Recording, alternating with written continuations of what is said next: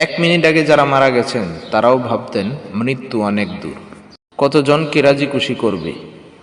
শুধু এক আল্লাহকে রাজি খুশি করে নাও, দেখো সব সমস্যার সমাধান হয়ে যাবে ইনশাআল্লাহ। নামাজে তাড়াহুড়া করেন, একবার ভেবে দেখেন কার সামনে দাঁড়িয়ে কাকে ব্যস্ততা দেখাচ্ছেন। বিপদ কেটে গেলে মানুষ উৎফুল্ল এবং অহংকারী হয়ে যায়।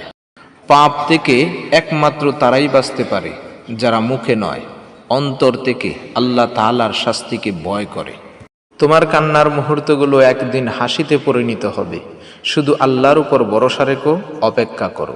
হে আল্লাহ, আমি আপনার কাছে আশ্রয় চাই শৈত, উন্মোদনা, কুষ্ঠ এবং সমস্ত দুরারোগ্যের ব্যাধি হতে।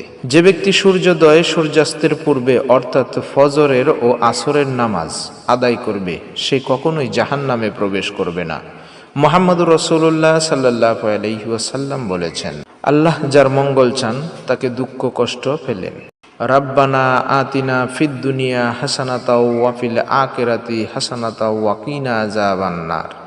হে আল্লাহ, হে আমার প্রভু, আমাকে দুনিয়াতে কল্যাণ দান করো, আখিরাতেও কল্যাণ দান করো এবং আমাকে দুজকের আযাব থেকে রক্ষা করো। শুধু শূকরের মাংস আর কুকুরের মাংস খাওয়াই হারাম না, অন্যের হক মেরে সেই টাকা দিয়ে খাসির মাংস কিনে খাওয়াও হারাম। তুমি সুখের সময় আল্লাহকে স্মরণ করো, নিশ্চিত কষ্টের সময় তিনি অর্থাৎ আল্লাহ তোমাকে স্মরণ করবেন। রাসূল সাল্লাল্লাহু আলাইহি ওয়াসাল্লাম বলেন, যখন তোমাদের কেউ সলাতে আমিন বলে আর আসমানে মালাইকা আমিন বলেন এবং উভয়ের আমিন একই সময় হলে তার পূর্ববর্তী সমস্ত পাপ ক্ষমা করে দেয়া হয়। এক প্রশ্নকারী বলল, হে আল্লাহর রসূল, আপনি ঋণ হতে এত বেশি বেশি ফানা চান কেন?